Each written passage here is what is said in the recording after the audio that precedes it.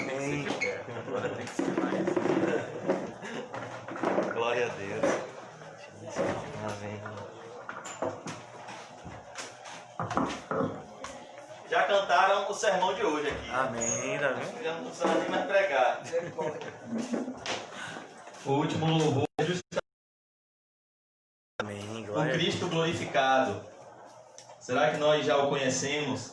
Amém. Normalmente nós temos uma visão de Jesus, daquele Jesus católico, né? Aquele homem, como normalmente nos é apresentado nos filmes, aquele homem franzino, em torno de 30 anos, com cabelos longos, com a aparência humilde. E de fato dizem os historiadores que foi essa forma que Jesus se encarnou, pois ele era judeu e era tão parecido com os demais apóstolos que na noite da traição, Judas teve que dar um beijo para marcar quem era Jesus de Nazaré. Ou seja, o aspecto físico de Jesus, ele era muito parecido com o aspecto dos discípulos. E normalmente nós, quando pensamos em Jesus crucificado, ou no menino Jesus, como nos é apresentado no Natal, nos presépios, e normalmente nós não associamos a pessoa de Cristo aos atributos de Deus. Nós não associamos a pessoa de Cristo à revelação que Jesus vai mostrar aqui no livro do Apocalipse. E hoje nós vamos ver, a partir do versículo 13, as características de Cristo ressurreto. Mas antes disso eu queria convidar os irmãos a ler comigo a partir do verso 1, Apocalipse 1, versículo de número 1. Antes disso eu queria convidar os irmãos a orar um pouco comigo. Santo Deus, o Senhor conhece o nosso coração. A tua palavra diz, Senhor, que o Senhor passeia nos candeeiros de ouro. O Senhor, Pai, passeia no meio da tua igreja, sondando, exortando, disciplinando, oh Deus, convencendo do pecado, da justiça e do juízo. Oh Deus, o Senhor está no nosso meio, por isso nós pedimos a Ti nessa noite uma reverência ao Teu nome, Pai. O Teu servo Malaquias nos ensinou: o filho honra o pai, o servo honra o seu senhor. Mas se eu sou o pai, onde está o meu respeito? Se eu sou o Senhor, onde está a honra para comigo? Oh Deus, me ajude, Senhor, a Te honrar, pois a Tua palavra diz que aqueles que o honram, o Senhor, Pai Santo, o Senhor os honrará, Pai. Oh Deus, em nome de Jesus eu Te peço, Senhor, por graça, para que possamos nessa noite, Senhor, nos maravilhar com o Teu santo evangelho, nos maravilhar, Senhor, com a Tua santa lei. Revela-nos, Senhor, Jesus. Revela-nos, Senhor, o Apocalipse. Revela-nos, Senhor, a Tua palavra. Revela-nos, Senhor, as glórias de Cristo. Amém. Nos faz, Senhor, pobres em espírito. Nos dá, Senhor, temor e tremor. Nos ajuda a enxergar o quanto somos fracos para depender cada vez mais de Ti em oração secreta. Como disse Jesus: sem mim nada podeis fazer. Me ajude, Senhor, a esquecer das coisas que para trás ficam e a começar a caminhar rumo ao alvo, a prosseguir a caminhada rumo ao alvo da nossa vocação, que é sermos parecidos com Jesus Cristo. Amém. Nos conforma a imagem do Teu Filho nessa noite. Em nome de Jesus, amém. E graças a Deus. Amém. Amém, irmãos. Amém. Apocalipse 1, verso 1. Revelação de Jesus Cristo, que Deus lhe deu para mostrar aos seus servos as coisas que em breve deve acontecer, e que ele, enviando por intermédio do seu anjo, notificou ao seu servo João. Perceba, o livro do Apocalipse é uma revelação de Jesus Cristo. Portanto, Apocalipse é um livro fechado para os sábios e instruídos, e é um livro aberto para os pequeninos, para os humildes. pois o próprio Jesus orou e disse: graças te dou, ó Pai, porque o Senhor se ocultou dos sábios e dos instruídos e se revelou aos seus pequeninos, aqueles que são pobres em espírito. Por isso nós vemos aqui, toda a Bíblia aponta para ele. Revelação de Jesus Cristo que Deus lhe deu para mostrar aos seus servos. Perceba, somente Apocalipse é um livro revelado a João para que ele revele aos servos de Deus as coisas que em breve devem acontecer. Então, o livro do Apocalipse é um livro com um público-alvo específico: os servos de Deus. E quem são os servos de Deus? Eles têm 3 características. A Bíblia diz em Marcos 8:34, Jesus convida pessoas que estavam o ouvindo para serem seus servos, seus discípulos. Ele diz: se alguém quiser vir após mim, negue-se a si mesmo, tome a sua cruz e me siga. Em Lucas 9:23 ele diz: se alguém quiser vir após mim, a cada dia tome a sua cruz e me siga. Então nós vemos, irmãos, que o livro do Apocalipse é um livro que tem um público-alvo específico, os servos de Deus, para que nós possamos enxergar as coisas como de fato são. Porque o mundo inteiro jaz no maligno. E o mundo inteiro quer nos convencer que bênção é maldição e que maldição é bênção. O mundo inteiro quer nos convencer a desprezar aquilo que de fato importa, a nossa comunhão com Deus.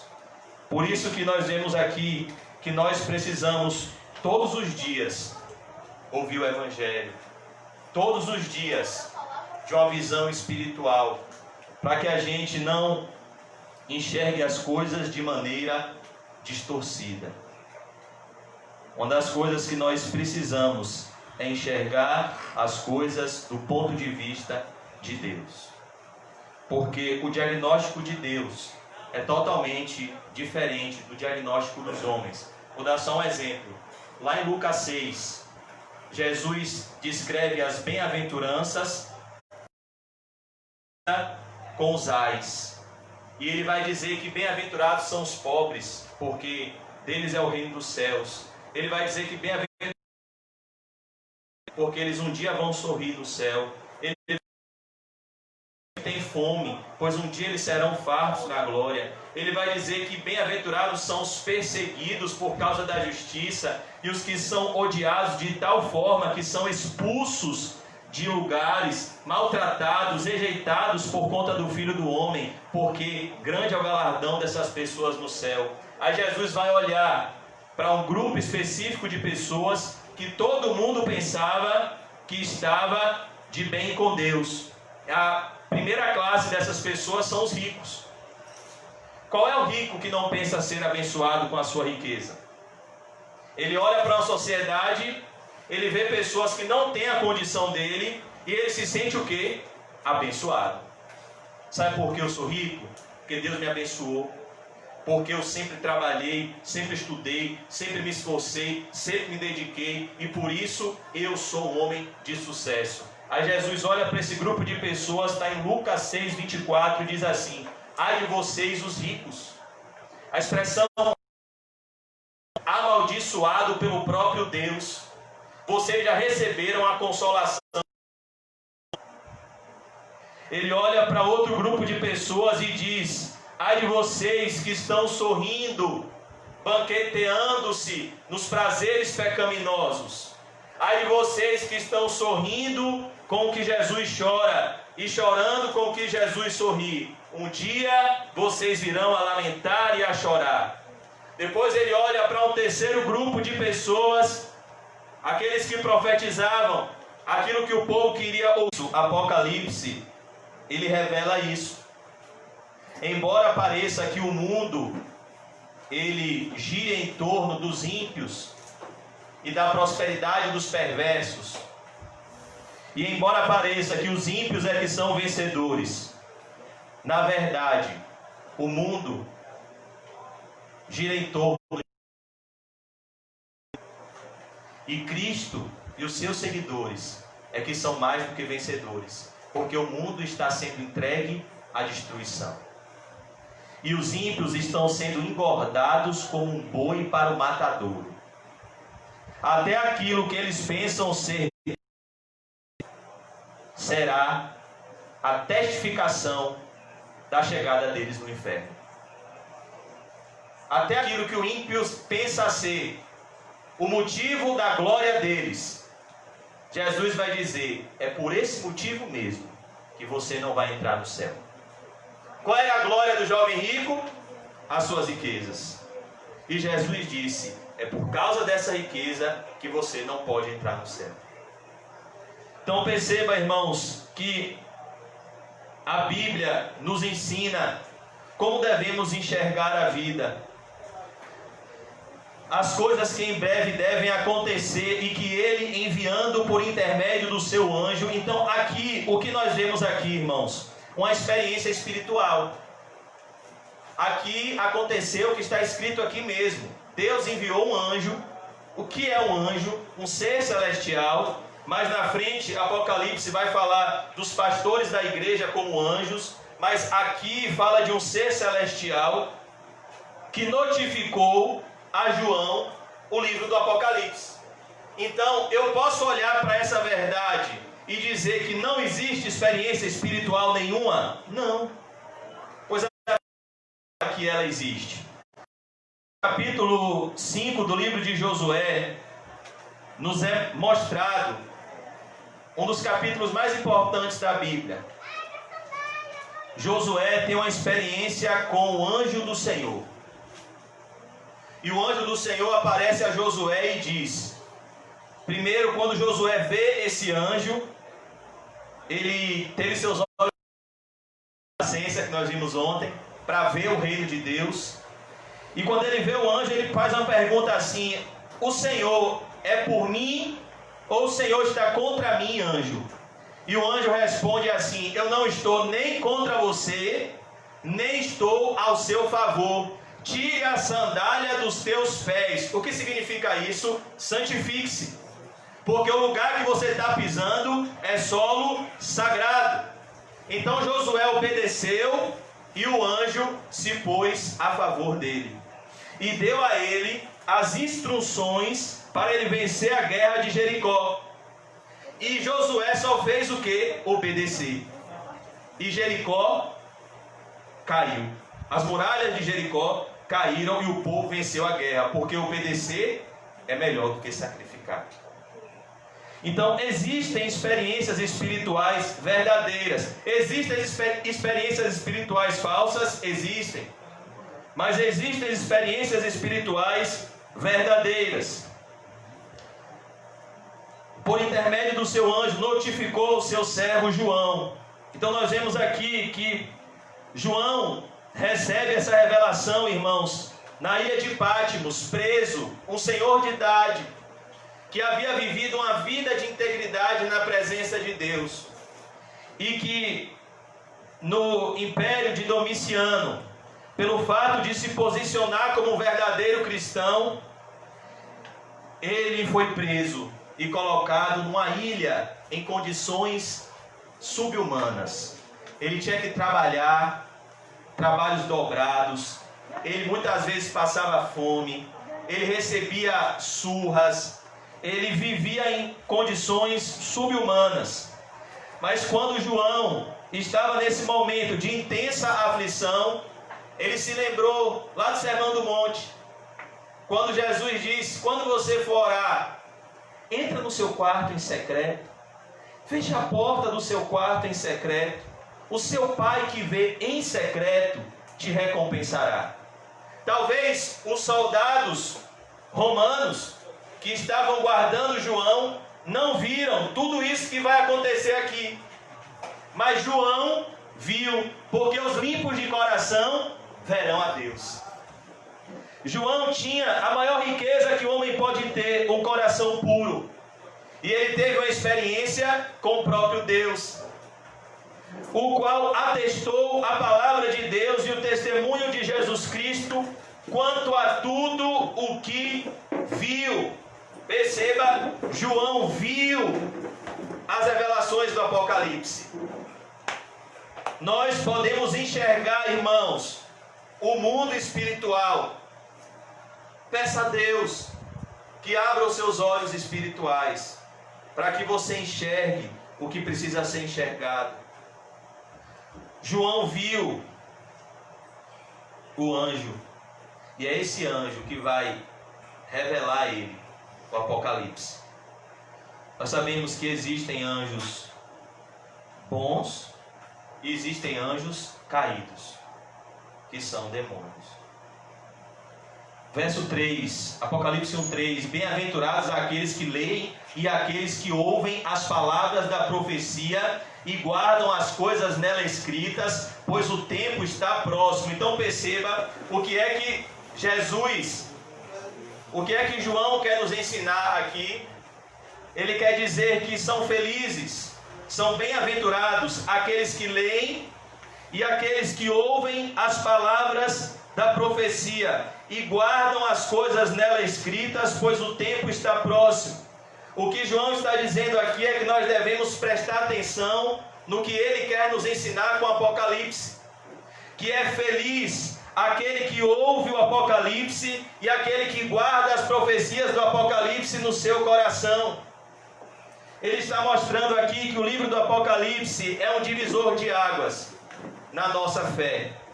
Quando nós mergulhamos nesse livro, nós então entendemos que este mundo não é o nosso lar, que nós devemos viver de malas prontas rumo à casa do Pai, pois Apocalipse nos revela que o mundo está fadado à destruição e que o triunfo final será de Cristo e da sua igreja. Amém.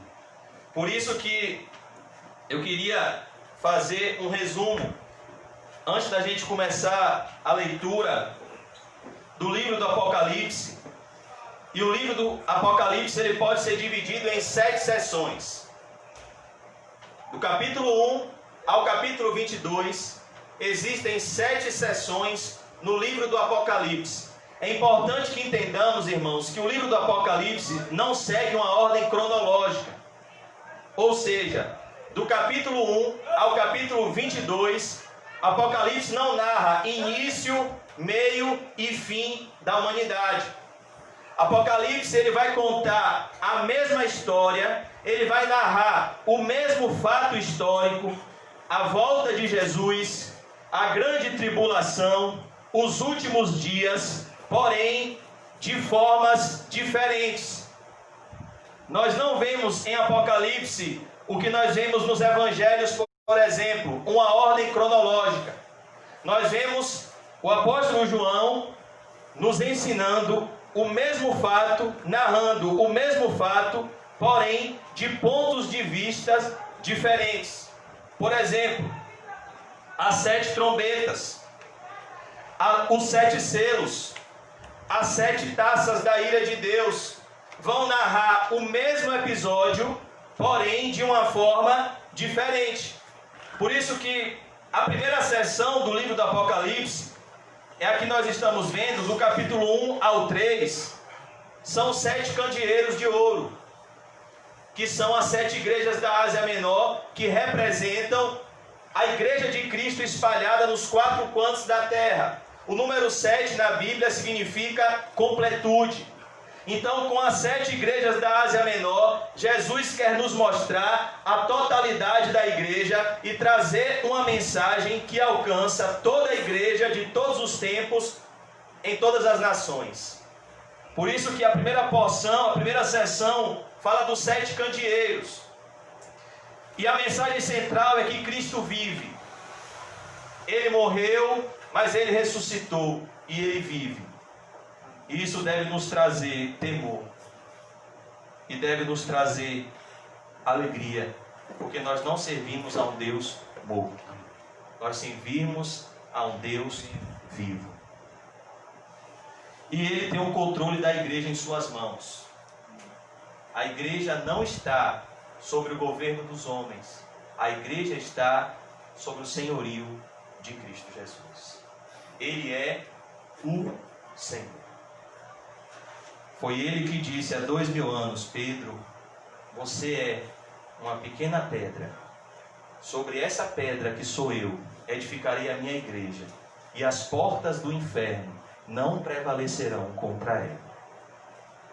Jesus está no controle da igreja. Ele é o cabeça da igreja, e a igreja é o seu corpo. E essa primeira porção nos ensina, irmãos, que ele passeia no meio da igreja. Jesus está aqui, mas ele não está aqui de forma carnal e material. Ele está aqui de forma espiritual. Ele não está vendo o que os homens veem, ele está vendo o coração. O homem vê a aparência, Jesus vê o coração. Por isso que a primeira porção revela isso. A primeira sessão de Apocalipse é do capítulo 1 ao capítulo 3, que fala dos 7 candeeiros como a igreja de Cristo, que Cristo vive, ele está no controle da igreja, ele passeia pela igreja, ele é o cabeça da igreja e ele tem todos os fios de cabelo da nossa cabeça contados, e nada vai nos acontecer que não seja da vontade dele. Por isso que nós não devemos temer aqueles que matam o corpo, depois não podem fazer mais nada. Temos que temer e tremer diante daquele que, além de matar o corpo, tem o poder de lançar a alma no inferno, que é Jesus. A segunda sessão do livro do Apocalipse fala dos 7 selos. O capítulo 4 do livro do Apocalipse vai falar da visão do trono de Deus. João, após receber as revelações da igreja, vai ter uma revelação do trono, mostrando que, embora as coisas pareçam estar muito difíceis para a igreja e para os cristãos, Deus não perdeu o controle da história e da igreja. Ele está no seu alto e sublime trono. Apocalipse 5 vai falar de um livro fechado com 7 selos. E um anjo no céu pergunta se existia alguém que era digno de abrir esse livro e de desatar esses selos, que são acontecimentos, ações de Deus na humanidade. E a Bíblia diz que foi procurado um homem no céu, na terra e debaixo da terra, e ninguém foi achado digno de abrir o livro e desatar os selos. Então, o apóstolo João, que era um bem-aventurado, bem-aventurados que choram, eles serão consolados, ele chorou muitíssimo. Então o anjo o consolou e disse: João, não chore, porque a raiz de Davi, o leão da tribo de Judá, ele venceu, e ele é digno de abrir o livro e desatar-lhe os selos, porque ele foi morto, e com seu sangue ele comprou aqueles que procedem de todos os povos, tribos, línguas e nações. E Jesus, no capítulo 5, ele abre os selos. E no capítulo 6, se começa a abertura desses selos. No capítulo 6, Apocalipse vai narrar os mártires, aonde eles estão. Onde está a Blandina? Onde está Tim Elliott? Onde estão aqueles que morreram por sua fé? Onde está Estevão, que morreu apedrejado? Onde estão os mártires cristãos? Apocalipse 6:9 vai dizer que eles estão debaixo do trono, clamando por justiça. E Apocalipse 6 vai dizer que Deus, ele vai abrir os selos e vai descer juízo sobre a terra. Apocalipse 6:17 vai falar de um episódio tão assustador que os homens vão gritar assim: cair sobre nós montes e outeiros, porque quem pode suportar a ira do Cordeiro? Os homens vão tentar fugir da morte. Tamanho é a sensação de condenação que eles irão sentir na presença do Cordeiro. Então, os 7 selos, eles vão nos mostrar, Apocalipse 6 e 7, eles vão nos revelar que a volta de Jesus, e o livro todo do Apocalipse vai trabalhar nesse enredo. A volta de Jesus é o terror dos ímpios e é o consolo da igreja. É a condenação dos ímpios e é a bem-aventurança da igreja. Por isso que no capítulo 7, Jesus vai mostrar a visão dos glorificados, com vestes brancas, com folhas de palmeiras nas suas mãos, clamando diante de Deus, adorando a Deus de dia e de noite.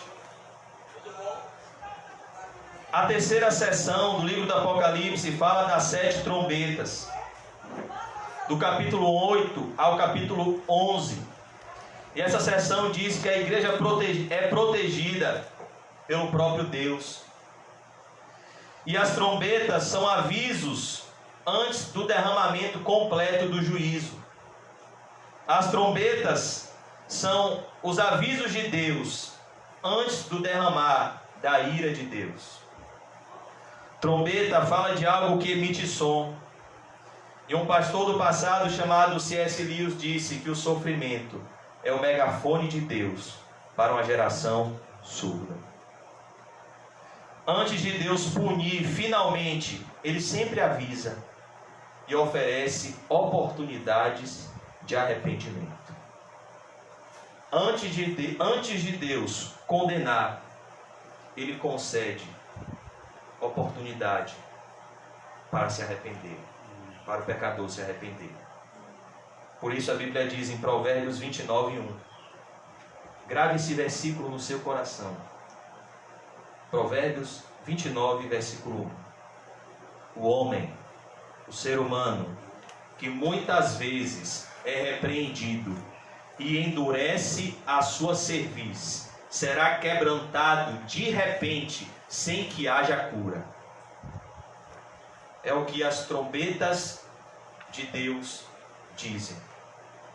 A trombeta de Deus é um alerta para o homem: arrependa-se, porque o tempo de misericórdia vem primeiro, mas depois vem o tempo de juízo.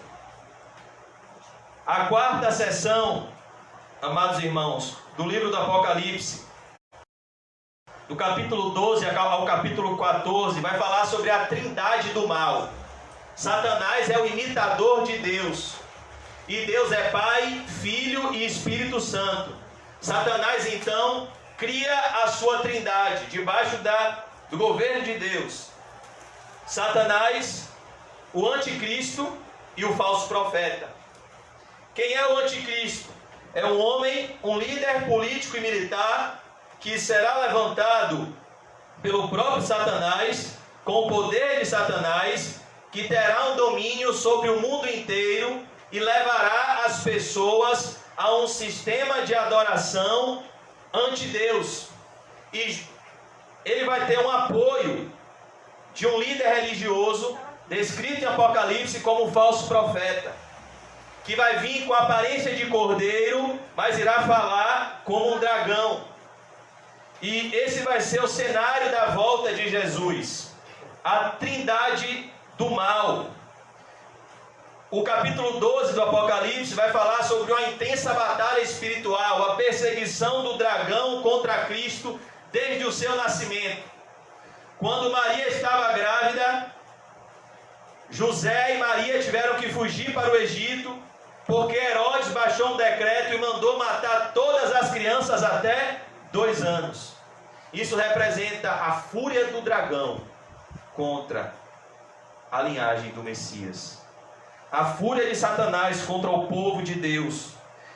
E lá no capítulo 12, verso 12, a Bíblia diz: ai de vós, os que habitam na terra, porque Satanás desceu até vocês com grande fúria, sabendo que pouco tempo lhe resta.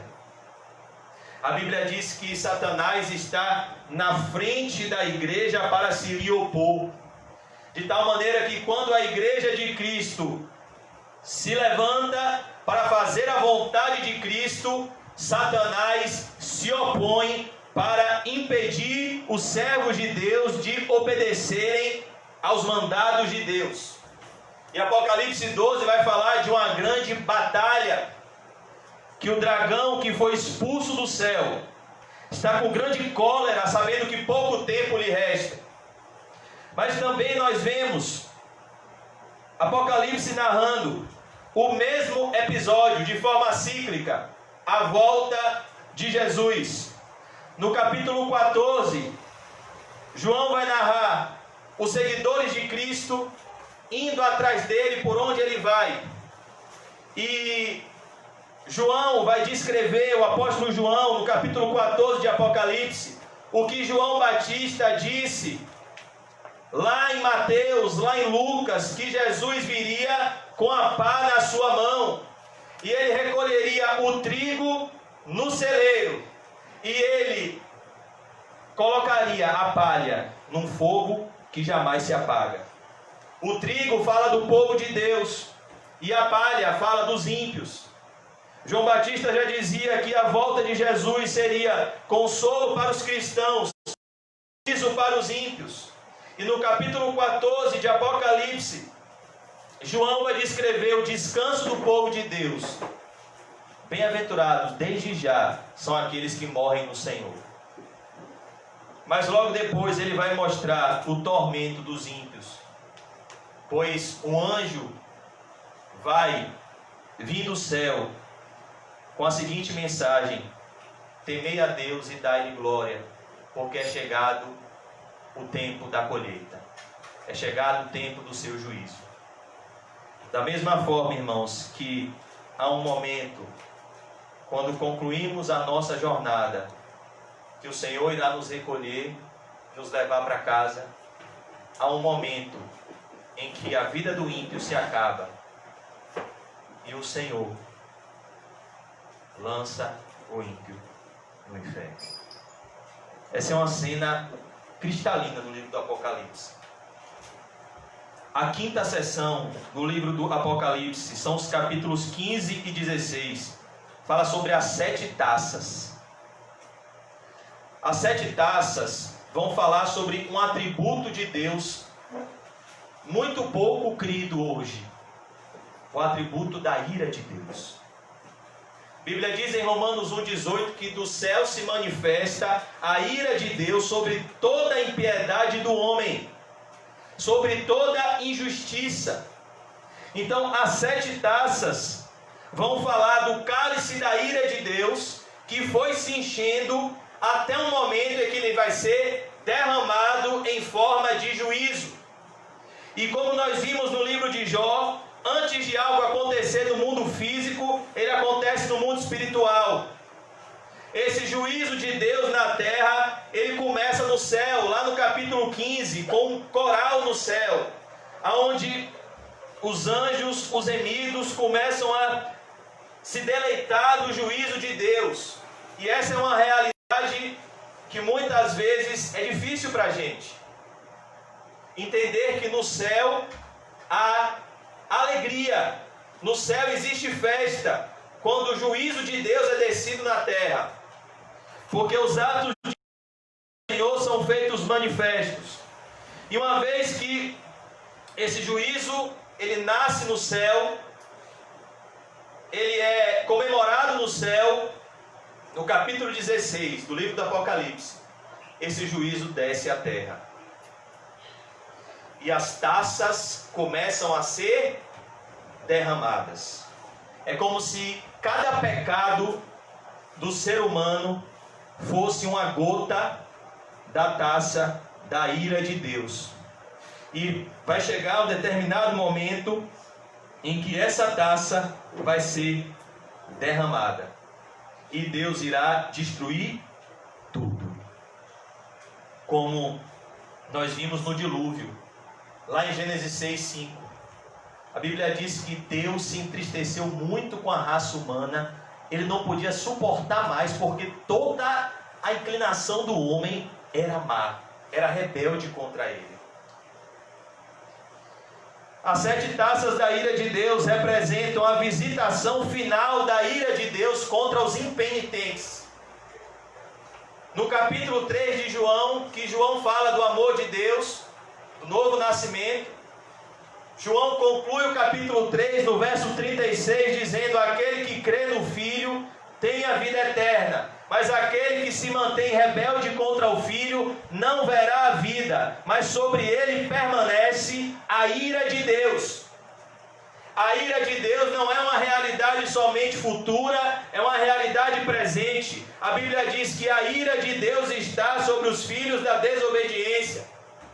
Em Efésios 5, quando Paulo vai falar de estilos de vida que não podem nem ser nomeados entre cristãos, como impurezas, chocarrices, avareza, que é idolatria, Paulo vai concluir esse pensamento em Efésios 5, 6, dizendo: ninguém engane vocês com palavras vãs.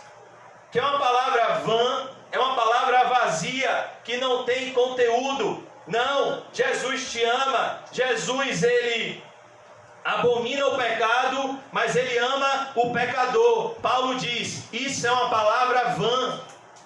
Cuidado para que você não seja enganado, porque por estas coisas vem a ira de Deus sobre os filhos da desobediência.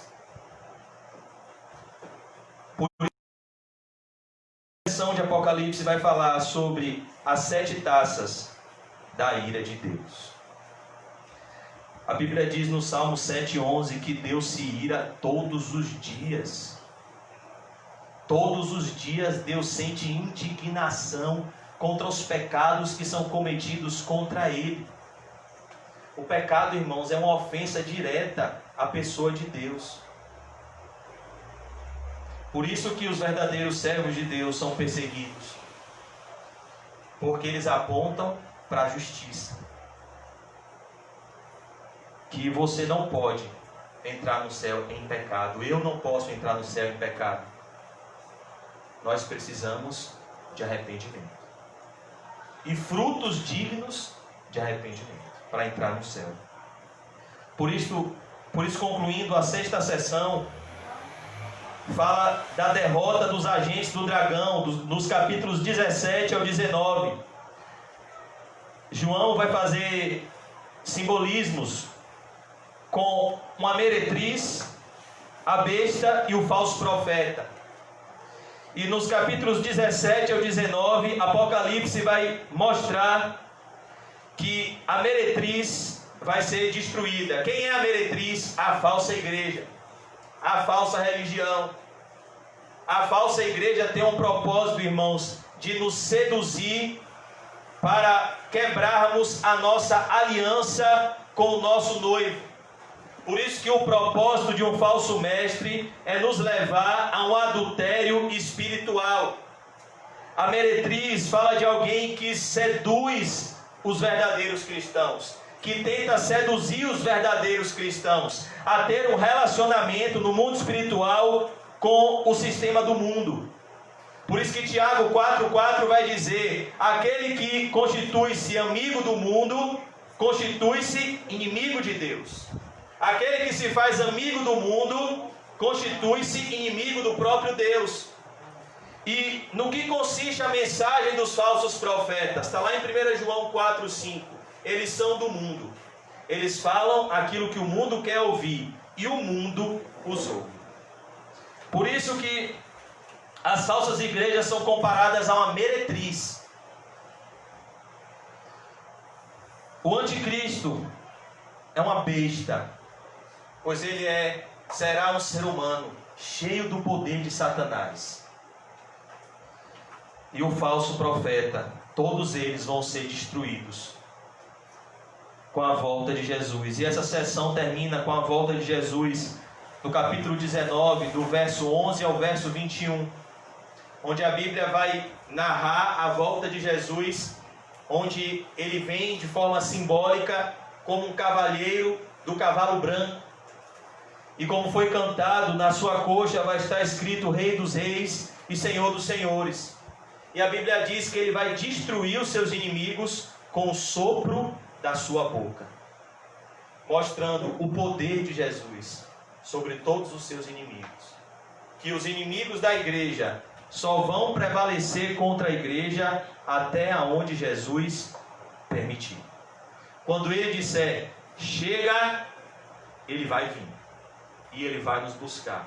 Ele vai nos levar para cá, onde estaremos guardados da tentação.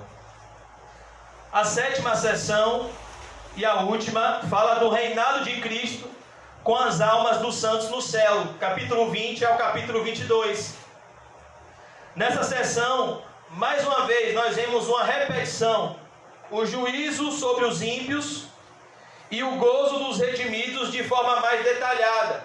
No capítulo 20, no verso 11, João vai narrar o juízo de Deus de uma forma mais clara, onde ele vai ver um grande trono branco e aquele que nele se assenta, Jesus. E ele vai dizer que a terra e o mar fugiram da sua presença. Ele vai dizer que as pessoas vão ter medo desse trono. E João vai dizer que vão se abrir livros. Que livros são esses? São os livros da nossa vida. E o mar vai dar os seus mortos.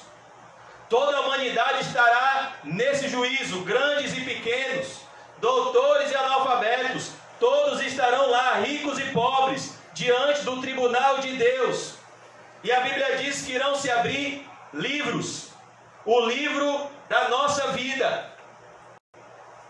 Por isso que nós precisamos crer no Evangelho enquanto estamos vivos, porque quando cremos em Cristo, não entramos, mas passamos da morte para a vida, porque Deus pega a escrita de dívida que era contra nós e encrava na cruz, e cancela todos os nossos pecados em Jesus. Mais uma vez, que o homem não se arrepende, ele estará diante do tribunal de Cristo. Os livros serão abertos e Deus irá mostrar pessoalmente porque cada ser humano vai ser lançado no inferno. Que livro é esse? O livro da vida. E a Bíblia diz que todo aquele que não for achado inscrito no livro da vida será lançado no lago de fogo e enxofre, a saber, a segunda morte. E no capítulo 21, nós vemos o novo céus e a nova terra, a nossa casa, a nova Jerusalém, onde Deus enxugará dos nossos olhos toda lágrima. Mas um detalhe importante da nova Jerusalém, lá no capítulo 21 de Apocalipse, é que tem uma parte que vai dizendo que existem portas abertas de todos os lados na nova Jerusalém. Mas aí João vem no verso 26 e diz: mas nada contaminado vai entrar na cidade santa. Ou seja, embora tenha a porta aberta para o pior pecador entrar, ele não vai entrar imundo na cidade santa. Ele precisa ser lavado no sangue do Cordeiro para que entre na cidade santa de Deus. Porque se o pecado entrar no céu, o céu deixa de ser céu. A grande glória do céu, irmãos, é que não vai ter pecado. João vai descrever o rio da água da vida. Esse rio fala de satisfação, paz, gozo, completude, que desce do trono de Deus e que tem a saúde das nações. E ele vai dizer: todo aquele que tem sede, venha e beba de graça da água da vida. Está falando do Espírito Santo, falando da comunhão íntima e pessoal com Jesus. E João vai fazer uma declaração maravilhosa no capítulo 22, verso 11. Ele vai dizer que o sujo, ele vai se sujar mais ainda. Isso é uma profecia. Por isso que uma vez que uma pessoa rejeita o Evangelho, ela vai se sujar mais ainda.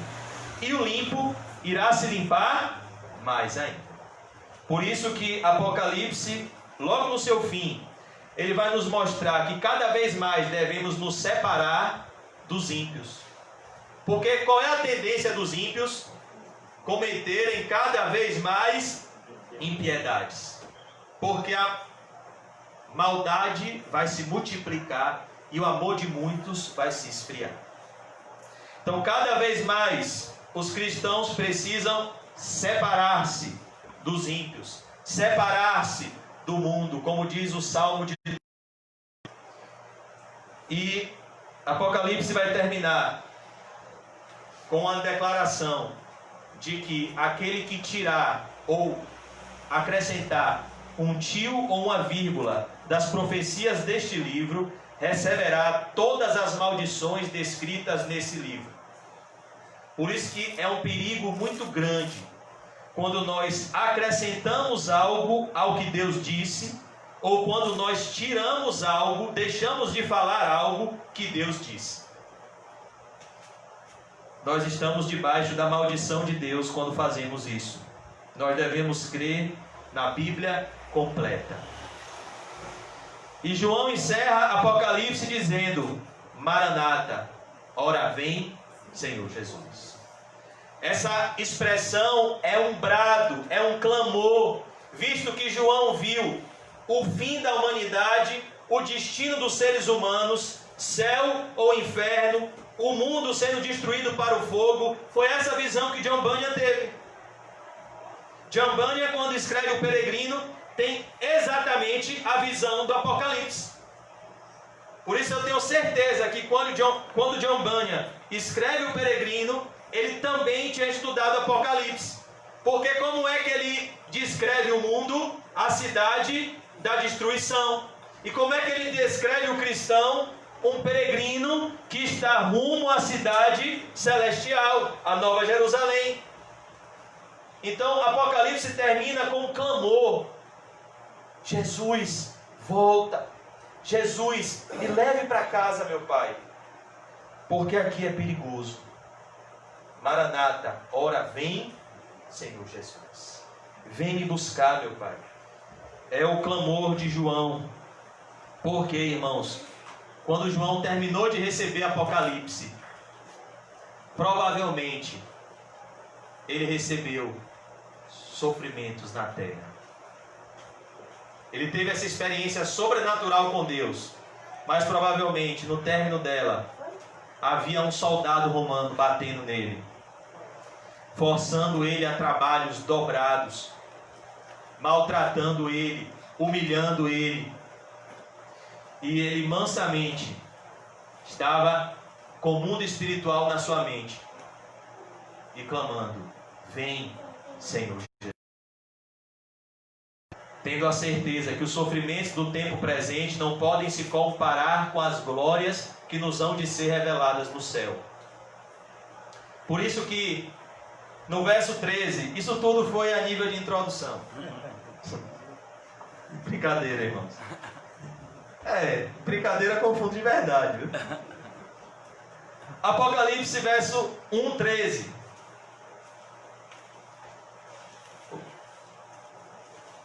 E no meio dos candeeiros, no verso 12 diz: voltei para ver quem falava comigo, e voltando vi 7 candeeiros de ouro. Quem tinha falado com João no lugar secreto de oração? Jesus Cristo.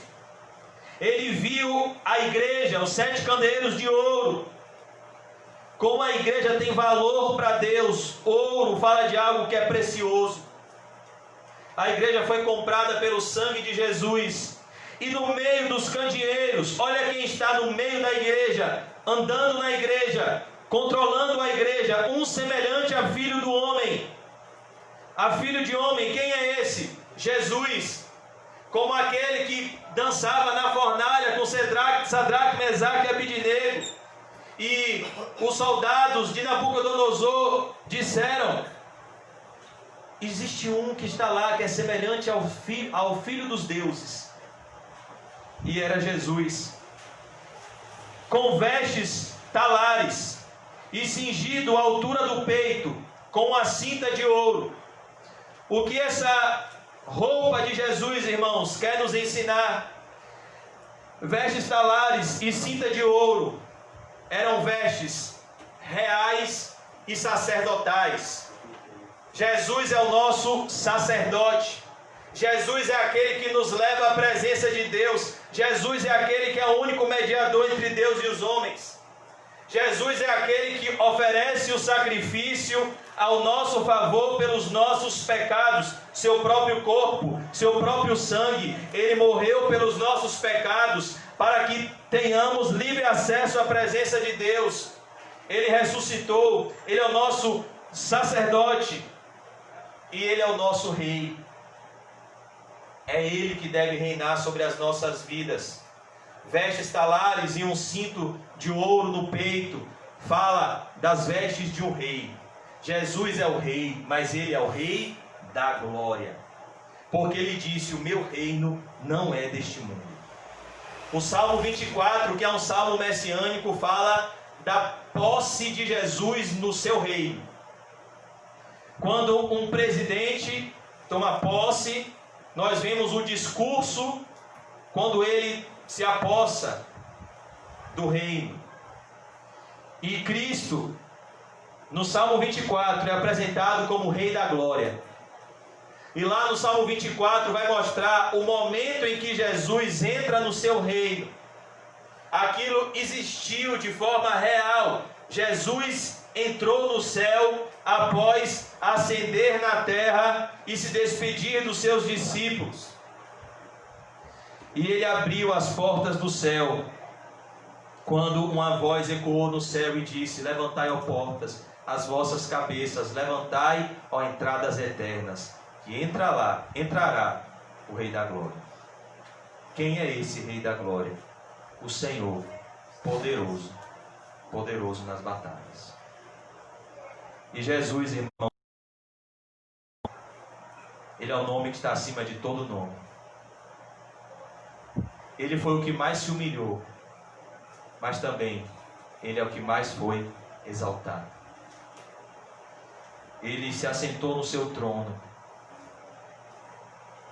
e Ele pôde concluir o que Ele disse: está consumado. Ele comprou o povo de Deus com seu sangue na cruz. Por isso Ele é o nosso Rei. Ele é o Rei do povo de Deus. Jesus não é o nosso amigo só. Jesus não é o nosso brother. Jesus é o nosso Rei. Por isso que uma das coisas que me dá nojo, irmãos, é irreverência. Se você quer ficar chateado, se você quer viver chateado, é irreverência na casa de Deus. Irreverência com Jesus. Porque Jesus é santo e Ele é o Rei. Não é a gente que aceita Ele. É a gente que tem que se humilhar e orar, se converter dos nossos maus caminhos, para que Ele ouça dos céus, perdoe os nossos pecados e sare a nossa terra e nos dê acesso ao seu reino de glória. Que loucura, irmãos, parece que Jesus não é rei. Olha o evangelismo moderno. Aceite a Jesus. Como você pode aceitar um rei? Que loucura. Verso 14: a sua cabeça e cabelos eram brancos como a alva lã, como neve. O que significa isso, irmãos? Cabeças brancas fala da divindade de Jesus, fala da santidade de Jesus, fala da eternidade de Jesus. A Bíblia diz que Ele é o maravilhoso conselheiro, Ele é o Pai da eternidade, Ele é o príncipe da paz. Cabelo branco também fala de sabedoria e dignidade. No contexto aqui em que João está escrevendo, Jesus é digno de toda a honra e de toda a glória pelos séculos dos séculos. Por isso Ele é apresentado aqui como alguém que tem cabelos brancos como a alva lã, como alguém que é santo. Quem é que se lembra da transfiguração? Como Ele se apresentou no seu estado glorificado a Pedro, Tiago e João, ao lado de Moisés e Elias. A Bíblia diz que as suas vestes eram tão alvas que nenhum lavandeiro poderia embranquecer mais.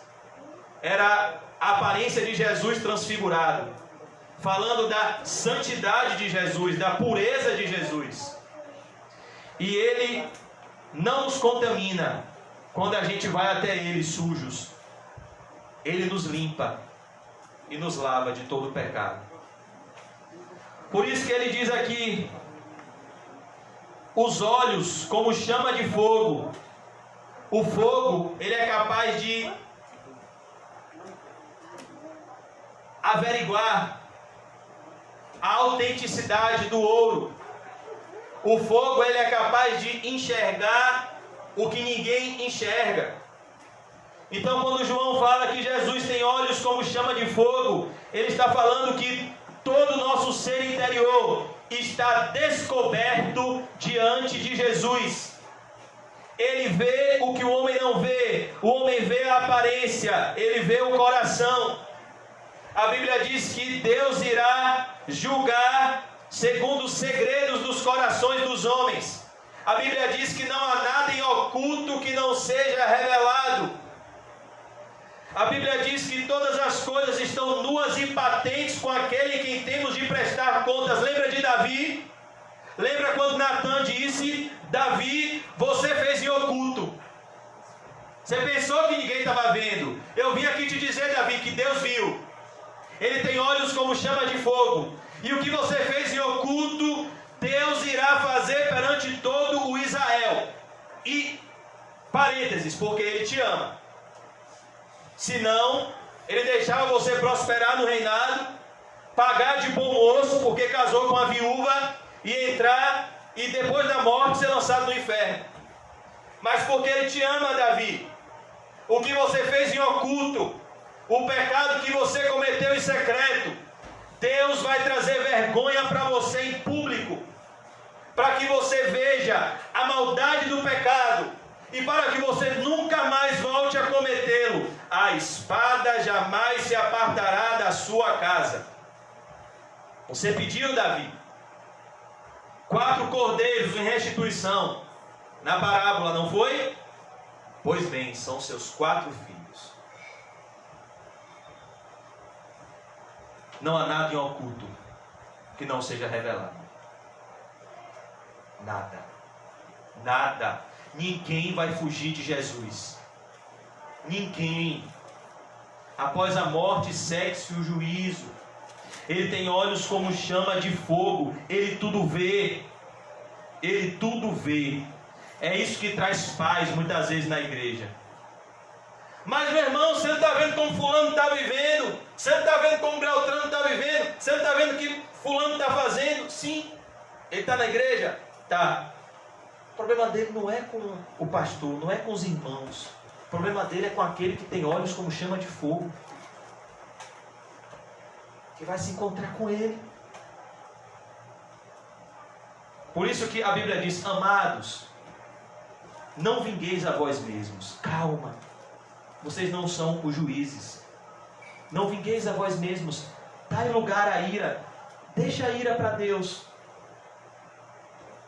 Se o inimigo tiver fome, dê de comer. Se o inimigo tem sede, dê de beber.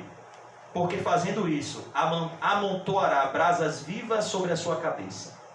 Não te deixes vencer pelo mal. Vence o mal com o bem.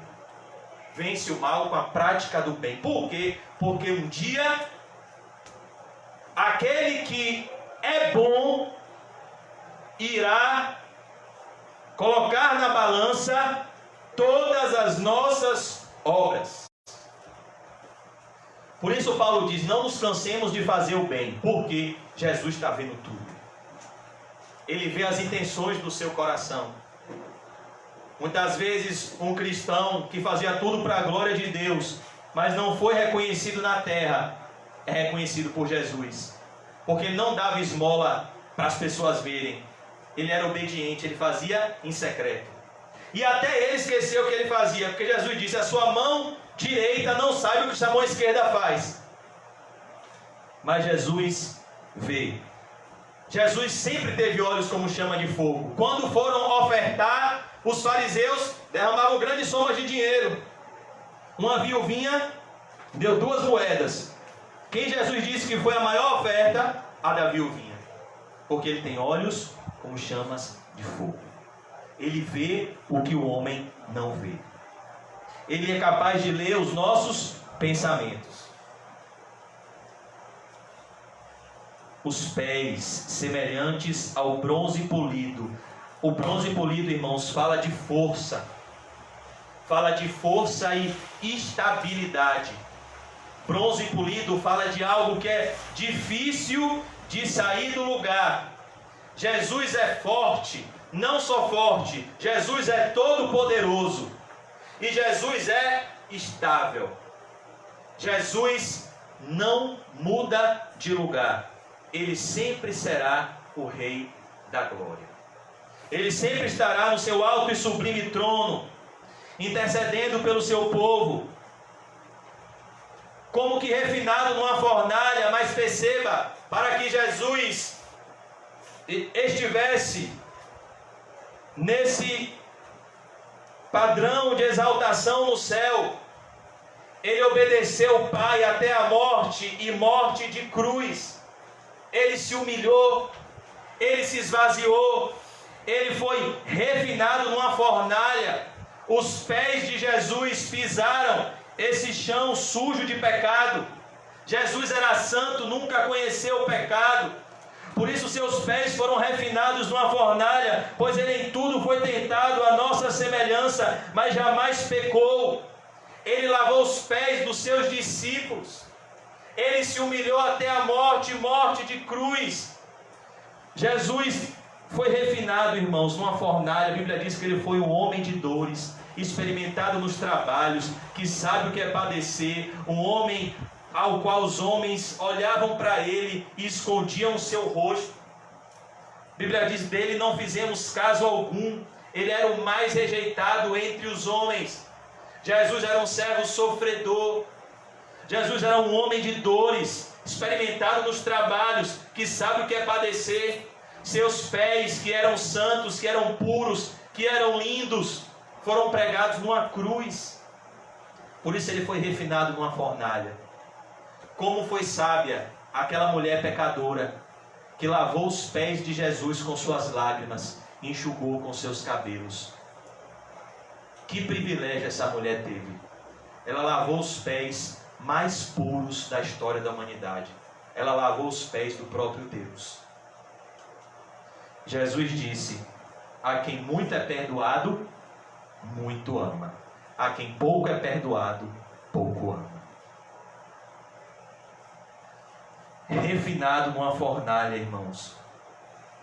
A Bíblia diz assim, em Hebreus 5:8, que Jesus, embora sendo filho, aprendeu a obedecer pelas coisas que padeceu. Imagine a gente. Para Jesus ser obediente até a morte, morte de cruz, não que ele precisava disso, porque ele sempre foi Deus, mas ele sofreu no caminho da obediência. Está lá em Hebreus 5:8. O texto diz assim: ele aprendeu a obedecer pelas coisas que padeceu durante os dias em que esteve na terra. É o sofrimento, irmãos, e não as alegrias que nos conformam à imagem de Jesus. O nosso problema é que a gente quer ser conformado ao homem de dores sem sentir dores. E aí isso não pode acontecer. Para ser conformado ao homem de dores, a gente vai ter que sentir dor. Mas vai ter graça em todos os momentos. A voz, olhe a voz de Jesus como voz de muitas águas. O que significa isso, irmãos? É uma voz que cala todas as outras vozes.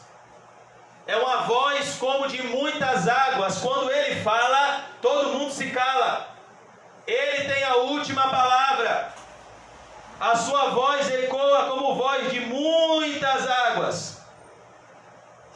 E todos ouvirão a voz de Jesus. Mas alguns vão ouvir essa voz dizendo: vinde benditos do meu Pai. E outros vão ouvir essa voz dizendo: apartai-vos de mim, malditos. Ontem faleceu um rapaz que era amigo do pastor Nizam e do irmão João. Esse rapaz já ouviu essa voz. como de muitas águas. Ou ele ouviu, vinde bendito do meu Pai, ou ele ouviu, apartai-vos de mim, malditos. Todos a voz de muitas águas, a voz de Jesus. Por isso, quando ele diz, siga-me, nós temos que obedecer. Verso 16, tinha na mão direita 7 estrelas. A mão direita, irmãos, fala da mão que age. As 7 estrelas são os 7 pastores das igrejas. E da boca saía-lhe uma afiada espada de 2 gumes. Que espada é essa que sai da boca de Jesus? A palavra de Deus. Mais penetrante do que uma espada afiada de 2 gumes. É uma espada de salvação e é uma espada de condenação. A espada que sai da boca de Jesus salva, mas a espada que sai da boca de Jesus também condena. Por isso que ele diz aqui, da sua boca saía-lhe uma afiada espada de 2 gumes. O seu rosto brilhava como o sol na sua força. O poder de Jesus, a glória de Jesus, a santidade de Jesus. O sol na sua força ofusca todas as outras luzes ao seu redor. Por isso que a Bíblia diz que na Nova Jerusalém não vai precisar de lâmpada, porque o Cordeiro será a lâmpada. Jesus disse, eu sou a luz do mundo. Aquele que me segue não andará em trevas, mas terá a luz da vida. E o que é a luz da vida? Lâmpada para os meus pés e a tua palavra, e luz para o meu caminho. Por isso, verso 17, quando o vi, perceba, aqui nós vemos um reencontro maravilhoso. João tinha visto Jesus na cruz, ensanguentado, com a coroa de espinhos. João reclinava a sua cabeça sobre o ombro de Jesus e se dizia como discípulo a quem Jesus amava. João ouviu de Jesus, João, eis aí a tua mãe, falando de Maria. Maria, eis aí o teu filho. João estava lá, mas agora João está vendo um Jesus que ele nunca tinha visto antes. O Jesus glorificado. Ele viu também Jesus ressurreto, mas ainda não tinha visto Jesus glorificado. Quando vi, caí a seus pés como morto. Olha que coisa, irmãos. Como Jesus é santo. Ele caiu nos pés dele como morto. Porém ele pôs sobre mim a mão direita, dizendo, não temas, eu sou o primeiro. E no princípio era o verbo, e o verbo estava com Deus, e o verbo era Deus. Eu sou o primeiro e o último. Tudo começa com Jesus, e tudo vai terminar com Jesus. Ele criou os céus e a terra, e ele vai destruir os céus e a terra com a sua volta.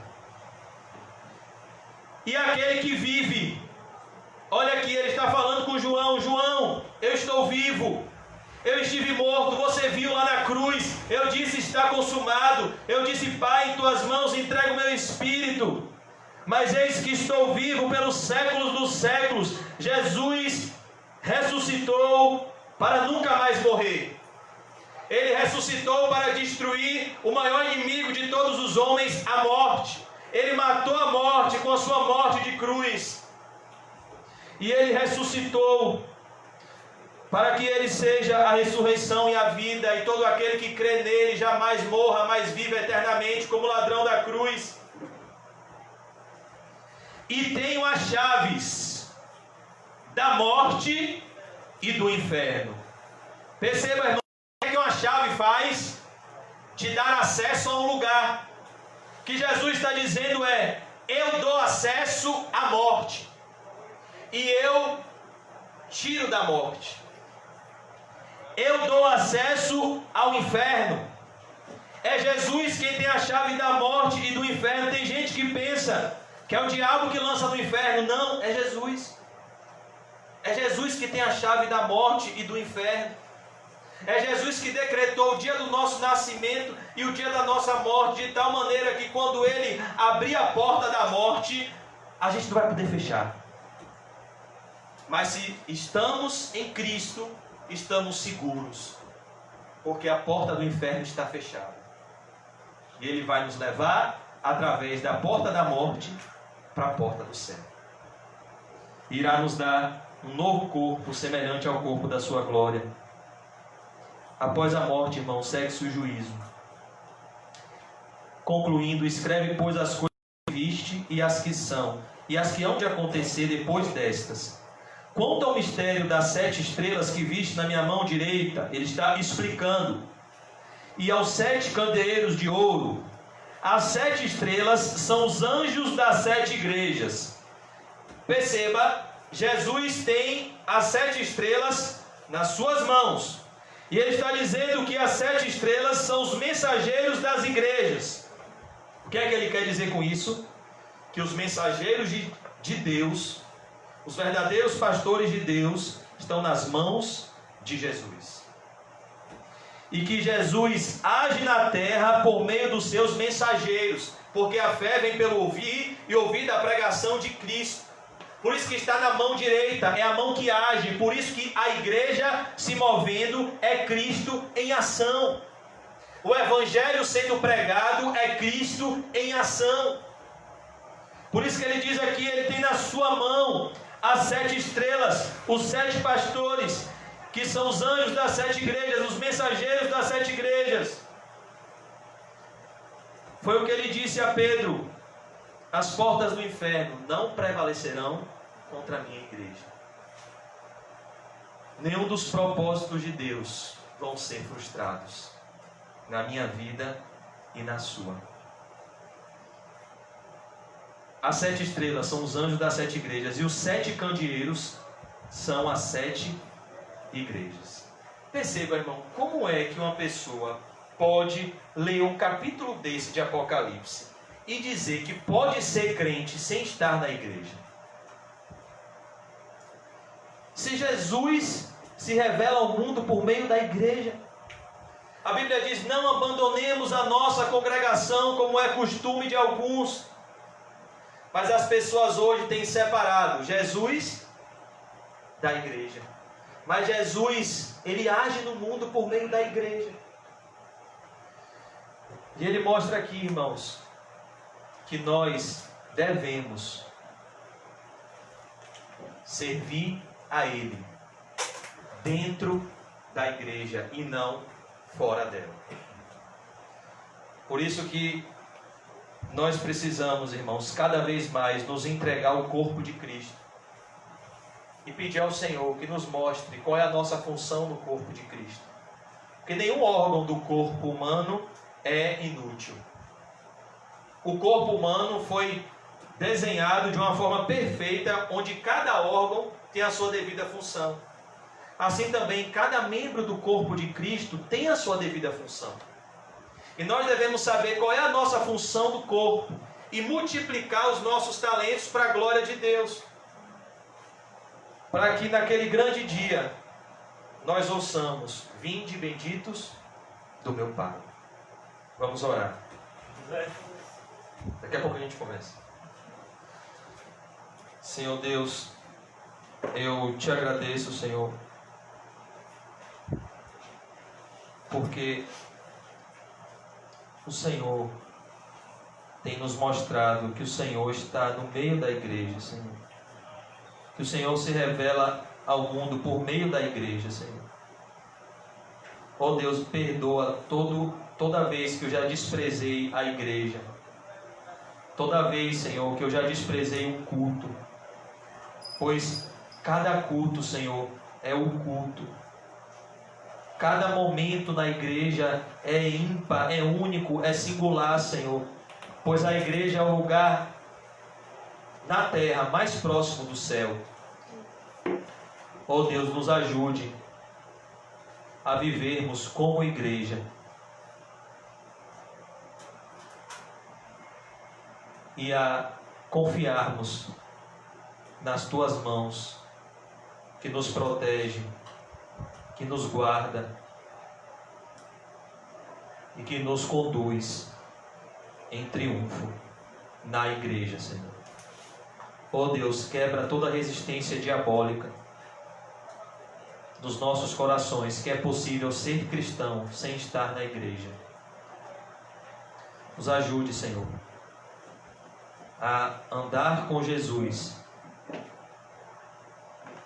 servir aos nossos irmãos na igreja e não fora dela, Senhor. Sabemos que nem todos os que estão na igreja estão em Cristo, mas todos os que estão em Cristo, Senhor, estão na igreja, servindo a Deus na igreja, adorando a Deus em espírito e em verdade na igreja, Senhor. Nos despede em paz, nos conforma a imagem do seu Filho, Senhor. Em nome de Jesus, amém. Graças a Deus. Graças a Deus. Amém, irmão. Saúde o seu irmão, cumprimento o santo. E diga para ele: lugar de crente é na igreja. Zé, eu posso falar uma coisa que aconteceu comigo, com os irmãos aqui.